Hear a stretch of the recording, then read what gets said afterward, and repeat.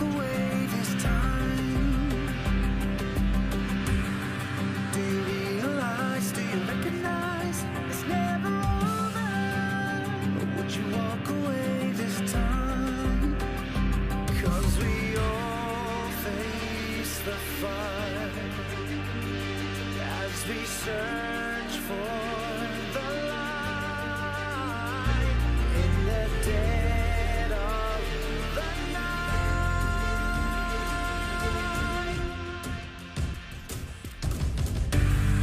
Will you rise above the days to come? Will it be enough? Or will you walk away this time? Look to your left, to your right, there by your side.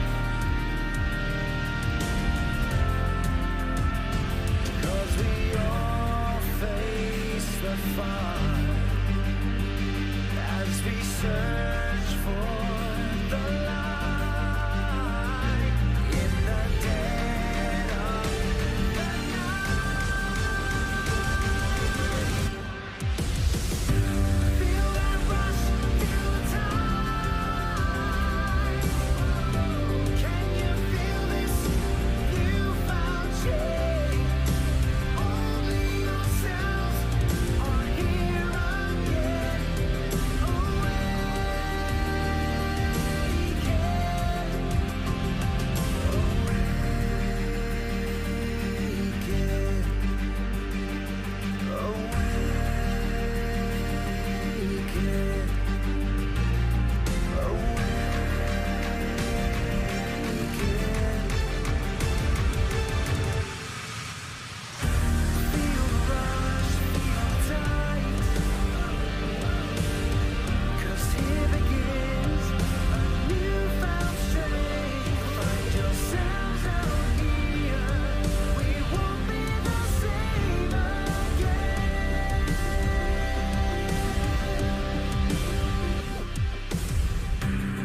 If you had it all, but you looked the fall in the eye, could you walk away this time? Do you realize, do you recognize it's never over?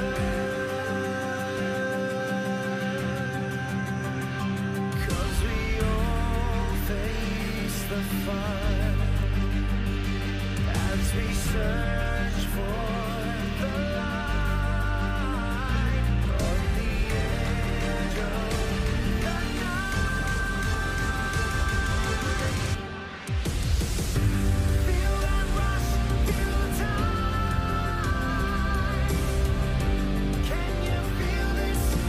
You found change.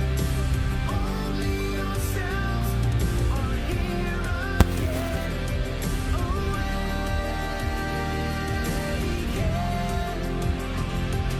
Hello and welcome everyone to Serenity Gaming Division 1 quarter-final match between Eastern Wizard and Good Game Esport. I'm Kachka and I am joined tonight by Milky. Hey Kachka, how you doing? Are you ready for the second quarterfinals of Division 1? Because it's going to be an exciting best of 3 series.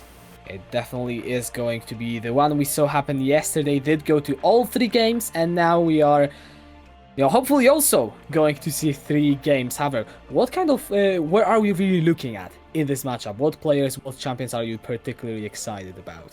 Well, after seeing the quarterfinals, the first quarterfinals yesterday, that was very, very entertaining between Hillerod and Flams. And we saw quite a few interesting picks in that bot lane, most notably the Pyke Yuumi. And it was something that won both games it was picked in. So I think this is something that does have to be respected, and we will have to watch out for. Also, the Sejuani Camille combination could be quite powerful, as can the Akali pick in either of the top or mid lanes. Alright, so those are the champions that we will be looking at. Of course, you mentioned the Pyke Yuumi, so I think there is some sort of, priority on maybe playmaking bot laners, at least from what I can hear, especially in this meta. It will be pretty good if you can have that. I'm looking forward though, like the Sejuani Camille that you mentioned, because the jungle has always been Like, it is pretty much always the center of competitive play, as I like to call it, because if you can get an aggressive person to get your ganks rolling, then you can win pretty much any game if executed properly. Yeah, and we will really have to be watching out for not just the Sejuani, but the likes of the Nunu. Very high priority pick at the minute. The J4 as well. Also, Stair likes to play the Lee Sin, so that could be something that we could see banned away. It was banned yesterday, and it could be a very, very scary pick. Of course, we can't even discount that Rek'Sai, so I honestly think we're going to see quite a few meta picks, but we're probably going to be seeing the likes of Pyke, Yuumi, Akali right at the top of that. Yeah, we most likely are, as yeah, what you have said in those kind of picks being at the top of the priority. Also, what I want to mention is that last time those two teams have faced, and actually I do have to check that, because it ended with a 2-0 in favor of Good Game Esports. So yeah, technically, you know, they are the more favorite team, but we did see Hilevo lose to Flames, and if you were to believe the standings, then Hilevo would have been the favorites yesterday. So everything is still up for grabs. Yeah, and Good Game Esports and Eastern Wizards did face in week 9. That was, of course, the final game. So this is the first time the teams are playing since that 2-0 win for Good Game Esports. But it was 3 weeks ago, back in May. And a lot can happen in 3 weeks. Different rosters, different lineups coming through, and a lot of time to reflect on that best of 3 series. Going back to what you mentioned yesterday, Flams coming back pretty big. Although that was partly due to those, let's say, interesting bot lane picks that we saw. But regardless, very, very interesting best of 3 series we have on our hands. Definitely the case. As we still have a few minutes to talk about, so let's talk about how the playoffs are looking currently for the Division 1. Of course, the winner of this match will play against 7 AM, formerly known as Mouse Plays. So definitely not an easy semi-final, and if you are either Good Game Esports or Eastern Wizards, you are probably going to be looking to be confident. Look strong today, so that moving into the match, which I believe will be played on Thursday, the second semi-final, you want to be really prepared for that. Yeah, Mouse Plays winning Division 1 on 22 out of a potential 27 points. So very, very strong. Took the win by 3 points over Hillerod, Good Game Esports, and Topaz, who are all tied for second place. So the winner of this quarterfinals will be in for a tough semi-finals, as they will then move on to play the winner of Flams and I believe it's Topaz in the other semi-final. Yeah, definitely being the case. Alright, Milky, what are the OP picks that we should be looking at in this meta? Yeah. According to you. You mentioned, of course, the 4 previously that we have seen, but what are the kind of like the OP champions that you want to get rid of? To be honest, I think, and I'm saying this just because I saw this in a solo queue game recently, Rise. I think I was 15 minutes in, Rise had the one item, that was the tier item, the Manumane, the Manumane. Well, the other tier item, for some reason I can't remember what it's called. And 1k damage from that Q. It was pretty broken, and he wasn't even fed. So watch out for that Rice pick. Of course, Nautilus still kind of strong. Tom Kench still viable as well. I don't think we're probably going to be seeing a Silas. Don't forget, Mordekaiser still banned out. Yuumi, of course, a very big pick. But I think we will be seeing the likes of, you know, maybe a Kai'Sa, maybe a Xayah coming through in those bot lanes as well. Yeah, Sivir is also one not to forget, since it has seen quite a bit of play in the bot lanes across the board, pretty much anywhere as just a safe scaling option. And if any of those teams want to go for those late games, then this is something that we should be seeing quite a lot. And we will be going into the picks and bans in just a moment, 20 more seconds, and it will be Good Game Esports that will be starting on the blue side. Eastern Wizards will be starting on the red side, so you have that first pick if you are GGE, and I'm curious to see what lane they decide to put it in.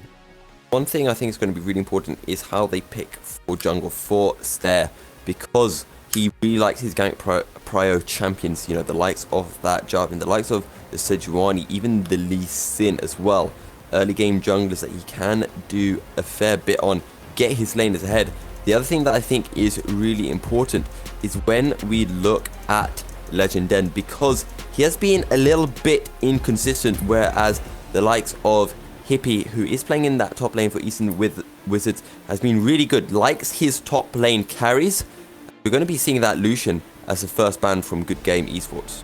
Yeah, they want to remove it from Sneezy, and yeah, now the second ban is Sivir. We mentioned that, I mentioned that as being one of the possibilities. So a lot of AD carries being removed in the first two bans. The first two bans are being the AD carries that are targeted by both of these teams. We'll see what they decide to go for next.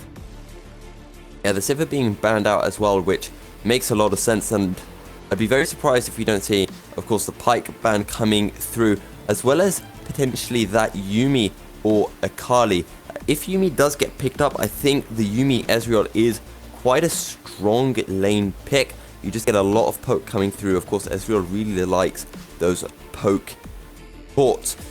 The Echo going to be banned away, which is probably more directed at Stare than Scuffed. But, of course, that Echo could flex anywhere.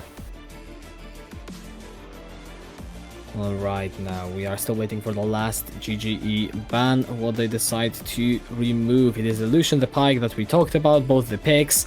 The last one, Akali, you said has drawn a lot of bans, but instead it is going to be the Yuumi, so we do not see it in the game 1. Yeah, keep that Yuumi away, very, very strong, but you still got the likes of the Nautilus available. And one thing I haven't really mentioned is Sneezy, very, very consistent for Eastern Wizards, especially in the first half of this spring split, and he's going to be someone that Eastern Wizards can really rely on, but he's always going to play sensibly.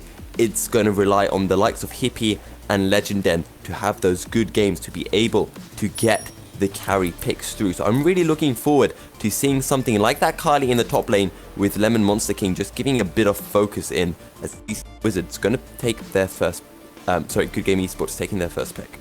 And it is the Irelia, something that can be played both in top and in mid lane, and it's a pretty strong pick, I feel like. And those players especially, many of them have the potential to pull it off. Now, Jarvan is going to be the jungler of choice for the side of Eastern Wizards, so they will have a pretty strong jungle presence if it ends up going to that role. No junglers have been banned out yet, and with that Jarvan being locked in, a lot of potential. Don't forget though, the Jarvan can be flexing into the top lane, as we're going to see the Lux being picked up, and of course Lux is fairly strong right now in the meta in that mid lane, but of course can be flexed to the bot lane as Ezreal's still open as well. Definitely is. However, Kai'Sa is now the Haver, and it will go to D4 is my home. I did ask someone for the translation. It's not, I don't know Danish, and then it's actually going to be locked in for Good Game Esports. We'll see what support they want to pick up. I would assume they might want to lock it in this phase. As I don't like that sound from our producer. As we'll have to be really careful, because the Kai'Sa is really good with the likes of the Braum and Alistair, so expect that to be picked up, and if it's not picked up, it will most likely be banned in that second phase by Eastern Wizards. Yeah, and there was some sort of a bug happening, so you can see the champion select has progressed a bit. So what we can see, Nautilus, Skarner, a lot of playmaking, as well as now Ella Bla. Okay, that's a lot of Havers. It is going to be the Zoe, so you can already see that Good Game Esports, they are going for the playmaking pick composition. They want to go in and kill people. Yeah, so very nice pick potential from the side of Good Game Esports with that Zoe, the Trouble Bubble, followed by the Paddle Star. Then of course you've got Skarner, who has the ultimate, can drag people back. Don't forget, Nautilus will be so big at landing those dredge lines, as Jax the final pick up, and of course that could be either Jax jungle or Jax top, but Jax top most likely, and it will be switched over. Alright, so Eastern Wizards, they've got the split push now. When you pick a Jax, you are going to be playing the split push game most likely, or sorry, most certainly. You are going to be trying to move forward for that split push. So how do they exactly want to play out the early game? because you've got the Malzahar, you technically have got a very aggressive pushing bot lane in the Caitlyn and Lux, and Jarvan, he can make the ganks happen. This bot lane is going to be really, really spicy, because of course, if Fat Claw can land those dredge lines, people will be able to get a lot of damage through. But that being said, Sneezy on the Caitlyn, very, very good early game champion, will be able to be getting a lot of poke through. And to be fair, I feel like Eastern Wizards should have the slightly better laning phase, especially considering that Fat Claws, the Nautilus, being nerfed in that early game. Nautilus starts exactly the same in the late game, but an ever so fair nerf to his damage in the early game. Also going to be so important for Lemon Monster to be able to get those ganks off, because for Ole Drengen, he really comes alive in terms of those ganks when he hits 6. And of course, you've got a pretty big skill matchup in that top lane between Stare and Hippie. But both of them picking the TP, as we're going to see both this Smite mid lane meta coming through. I know a lot of people have been talking about the Smite LeBlanc, but it's coming through on the Zoe and the Malzahar. Yeah, alright, well, that's actually interesting because it's the first time I personally see it. So how is it really supposed to work? Because in the past you would have some really strong jungle items that are good to pick up on the mid laners. Is it the same case right now, or is there some other reason for it? To be honest with you, Kachka, it's my first time seeing it as well, and I'm not too sure how it's going to work. I'm very interested to see how Scuffed and Legend are going to play it.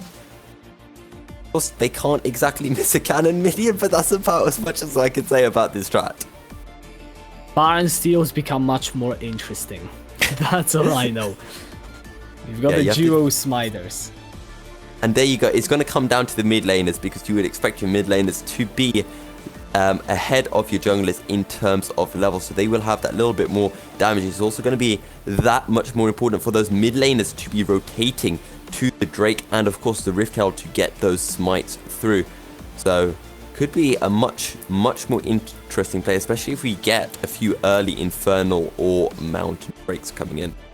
And that's definitely going to spice things up a lot, and something that I'm going to be looking actually forward to in the mid game especially is how that Nautilus versus Lux supports are going to influence the playmaking, because they will have some pretty impressive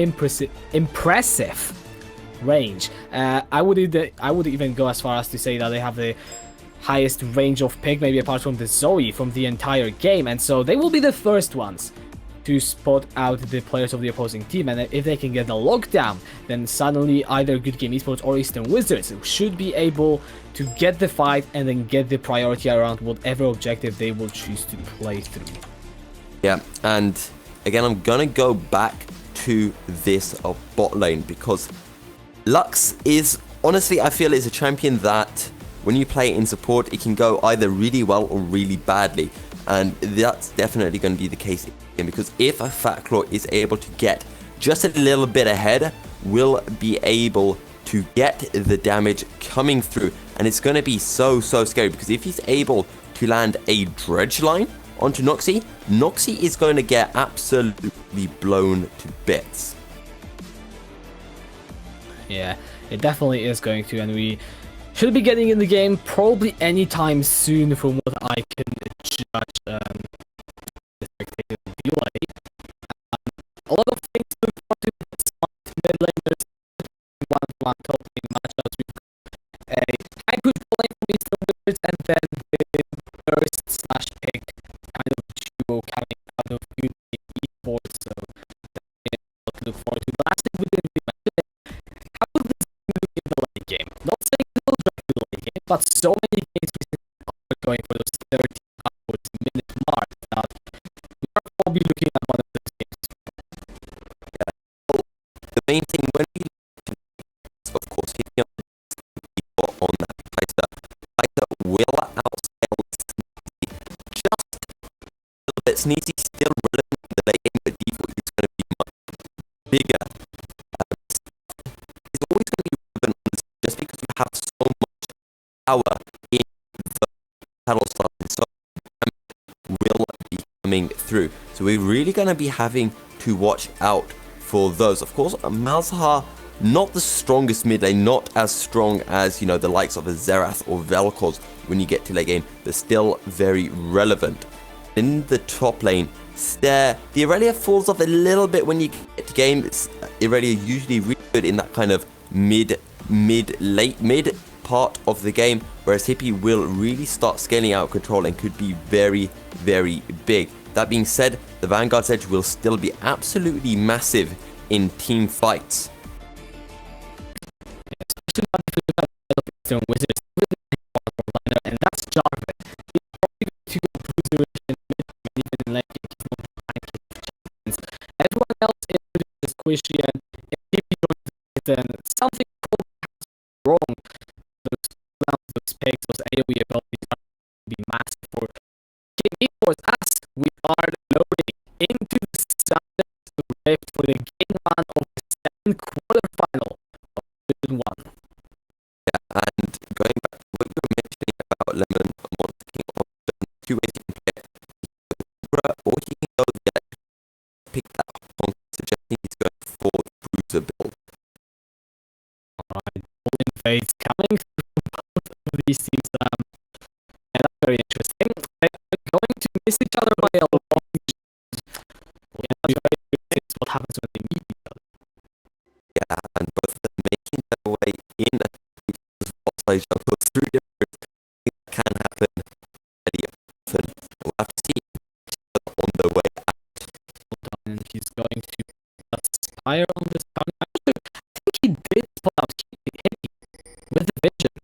So GE might be aware of what is going on. Eastern Wizards, they actually trying to knock the head back in the brush. Comes the scanner, is not going to fail. Do you feel like GE have something idea of what is going on? Eastern Wizards, they could be going with us 4 versus 4. The line fighting next in onto D4. Ignited down, that's fighting in and the fight keeps them looking front like this ignited. However, they are going to so much. That's another double from Northsea, and it's a double kill picked up by Eastern Wizards with a massive level 1. At 3-0, and when they walked in at the start, London was at the front, and that's so big because if Porto tries to get that pressure, he's just going to hit the mouse up and no CC come through, but good light finding, but not see. And Sneezy is 0 and 1. So that is something that we definitely be watching out, especially after that. It could be again. Now just look at he has to flash away from the numbers. That's all it is. It's starting to GG and we don't even do the game. Yeah, this is what we mentioned, but 2 kills coming onto Sneeze and a lot of folks come through. So it has to be done. Just tough. This is honestly getting almost 30 charge with the way. I think just level 2. But that was 2 though. Taking a touch in the process.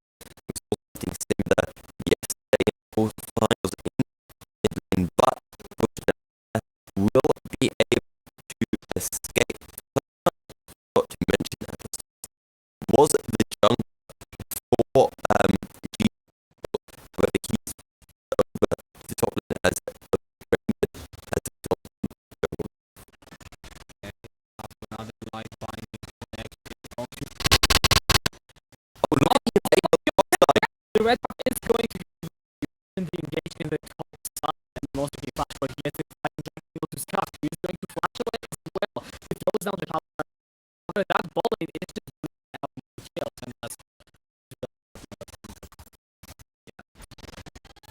but again, Eastern Wizards so big 0 and it's going to be a BS will pick up Sneezy as soon as he gets that back to, I believe she was the one to pick up the first blood in the mid. Flames trying to get a bit onto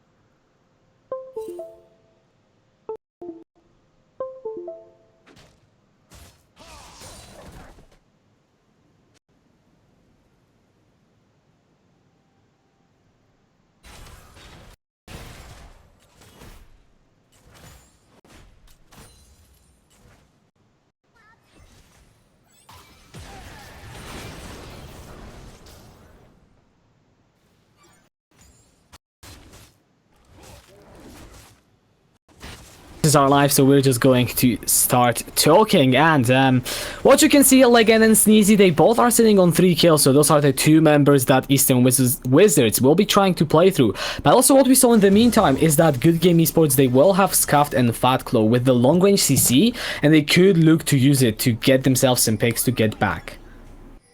Especially if Scuff can land the Sleepy Trouble Bubble, it will make it so much easier for Ole Drengen to be able to get that Impale in and ult them backwards, especially with the Predator. And don't forget, if all of this is coming through, it allows D4 to use that Killer Instinct on the Kaiser.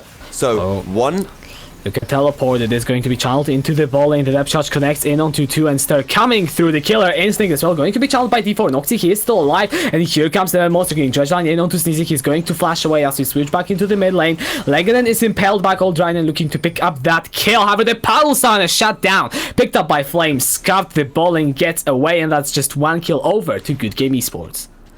Good Game Esports looking for a way back into this match.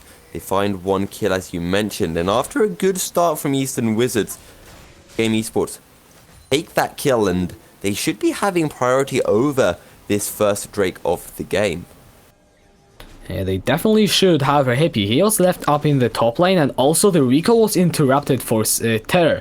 So that Jax will be able to pick up quite a few plays and get in that tower damage. So even though GG, they get 1 kill, they could even lose something topside as Scuff. He's going to get engaged upon in that Herald pit. He uses the smite onto the Herald, and Cataclysm is going to come through. Lemon Monster King is getting the kill.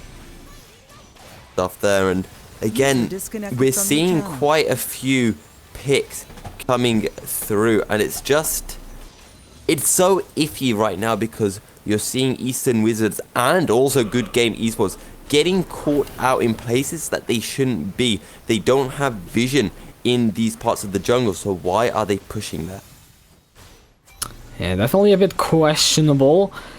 However, now Eastern Wizards, they're just trying to push forward whatever lead they have.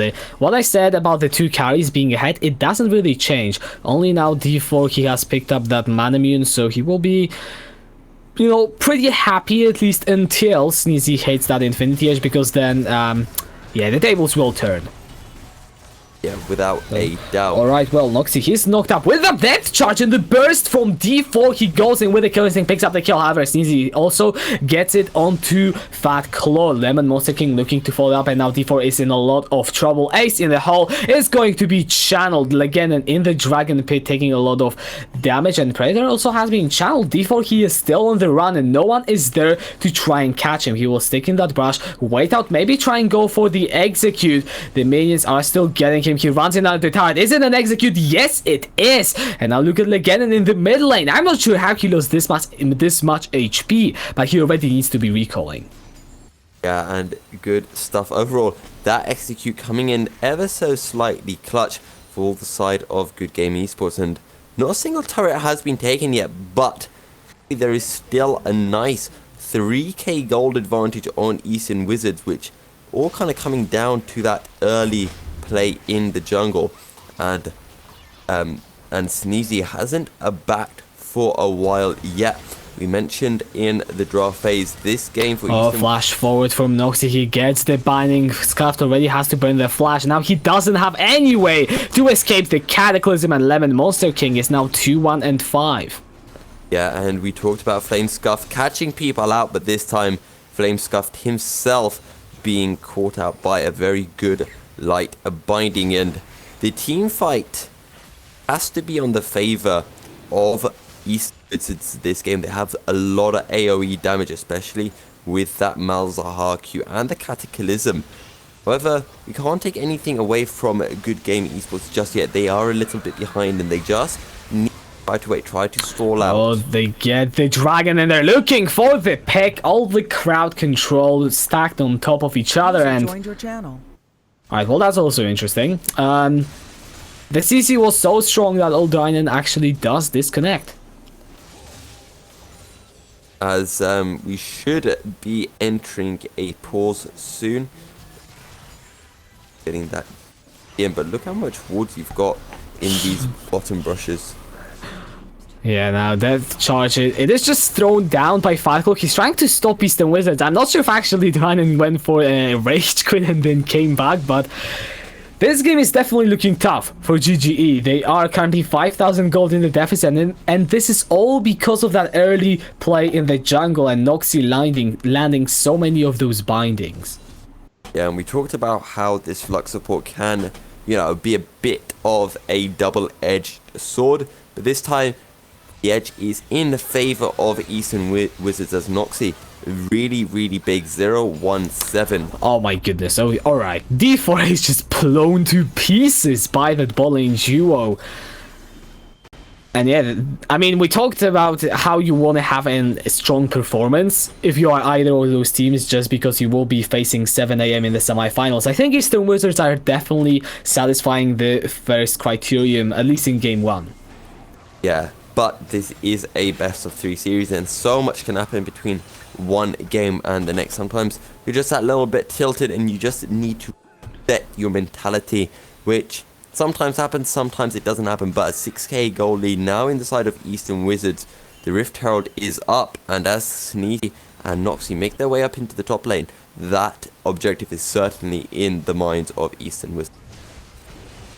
Very much is Predator pulled by Oldine, and he's looking to catch a member out. Let's not forget, you've got so much pick on both teams. Lax plus Malzahar against this corner. Plus, no, listen, there it is. The flash impale onto Sneezy. He's down, a shutdown picked up by Steras. Teleport has been charged by Hippie. He gets a massive stun with a counter strike. Can it be followed up though? Lemon Monster King, he's looking for the engaged Cataclysm. Is available, but he doesn't use it until now. It's a double kill for Hippie. Depth charge from Fatclaw, and he will be looking to make the escape in over the wall with that flash over Legend, and he has joined in, and that's a triple kill for Hippie. And we talked about Hippie being the potential carry for Eastern Wizards, coming up pretty big in that fight. The Vanguard's edge wasn't as big as we thought. The Trifle's not built on Star yet. However, it has been picked up on Hippie, and Eastern Wizards looking to take this game. They very much are, and I said that Hippie isn't going to look to do a lot in the fights. Well, if you can't get a 4-man counter-strike, then you are always going to look to do a lot, as now D4 might get killed out by that Nether Grasp. His jungler does come to help him, and it is just at the price of a heal. However, here comes the ace in the hole, and Sneezy is picking up his 5th. Yeah, Sneezy absolutely massive right now. He did die, of course, in that fight earlier. Gave away a fair bit of shutdown gold, but I guess you could say they have reset his shutdown gold, so he's just going to keep on rolling that Infinity Edge to see the Berserker's Greaves, and probably going to be seeing that rapid fire cannon being bought pretty soon. Definitely being the case, and now Eastern Wizards, they're just knocking down the last remaining outer turret. Is the one in the mid lane, and we are only 18 minutes in, and they are already sitting on a 7,500 gold lead. Don't forget that Rift Herald has not been spawned yet.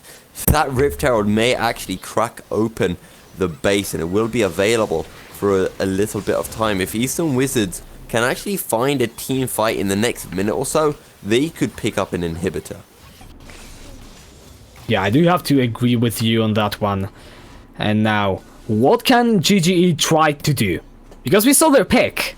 The thing is, Hippie just kind of teleported in and turned that entire fight around. They can't overstay. The longer they overstay in these fights, the more likely they are to get hit by the suppression of Legend Den. The more likely they are to be hit by the final spark from Noxy. So they need to get their picks, and they need to back off quickly. Right now, we can expect to see Eastern Wizards sieging in these lanes.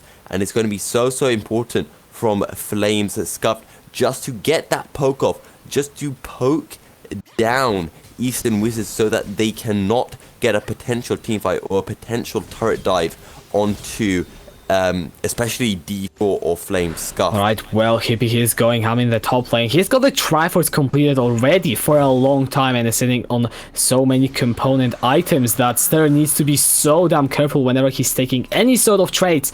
That's also now the second Infernal being picked up by the side of Eastern Wizards. Alright.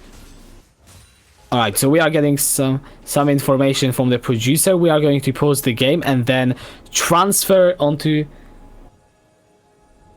All right, the stream is going to be restarted, coming from the producer's main PC. We are looking to, yeah, just get everything quality back up.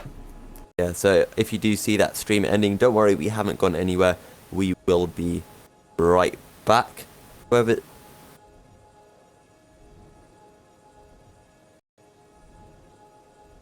All right, you see, I would be speaking, but I'm not even sure if we are going on stream. Okay.